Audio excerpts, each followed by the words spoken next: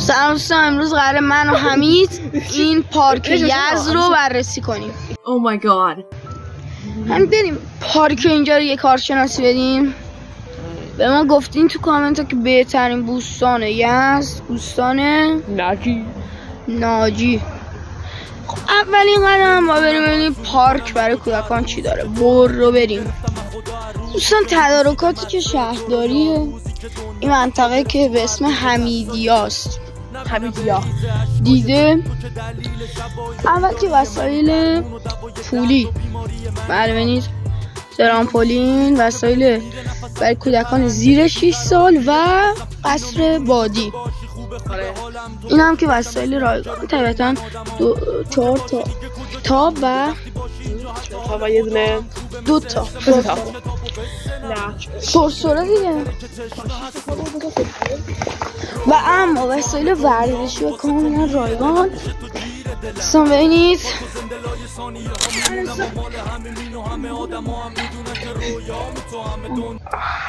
اینم وسایل رایگان اولنگون ادیتور ترجمه اولنگون رو بنویسه.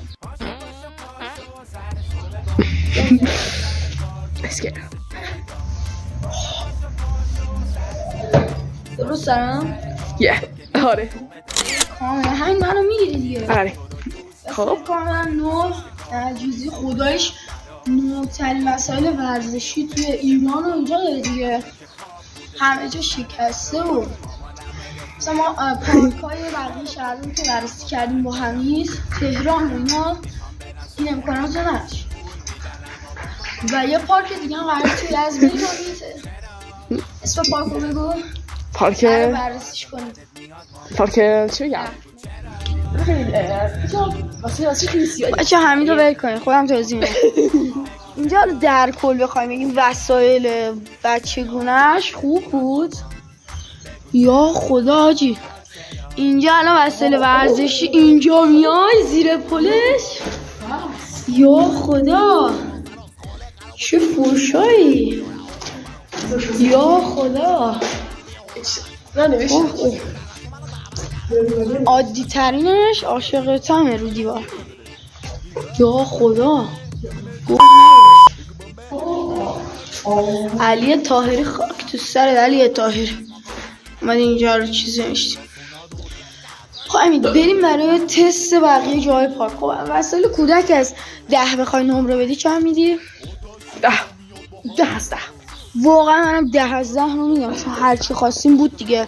وسایل پولی جا خودش و وسایل رایگانش بیشتر تجهیز دیده شده بود. تا پودی رو استوب کردیم و ما میکنم ورزش کنیم، گوشی حمید از جیبش افتاد و پودر هم شد صفحش. آره وای اصلا شانس صفحش رو خاموش کن. پودر شد شیشه هاش.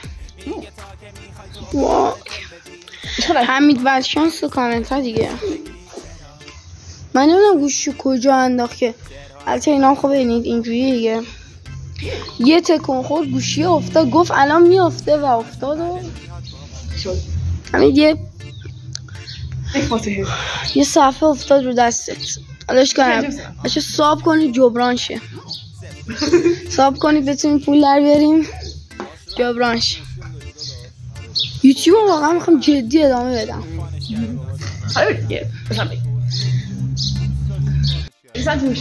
چون نمیتونیم چیز کنیم. فیلم بردار گوشیش خورده زمین دیگه، از ما فیلم نمیگیره. خوب شد. میگفتم همین یکی دیگه از اهمیت های این پارک به جز وسایل کودکان به چیه؟ به جلوهاش. نه گروهاش بچه گروه داره اصلا. به اهمیت به قلیان و سیگار به اعتیاد بنرهایی می‌بینید در این پارک که درباره ایناست. بچه این یه بنره در مورد سیگاره و 2 تا بنر اون وره درباره قلیون. ته پارک هم چند تا بنر هست و یکی اهمیتش یکی دیگه که جدا از بقیه پارک ها یه انتظامات خوب داره، خداییش یه انتظامات خوب داره و پاسخگوان و اینم فضای کلی بوستان ناجی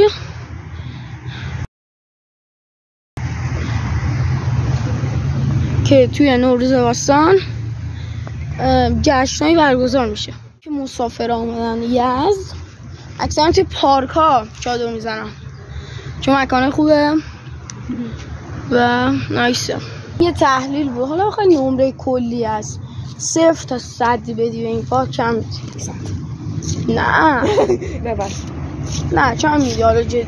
حالا چیزی من که خب بچه این بود از تحلیل پارک بوستان ناجی.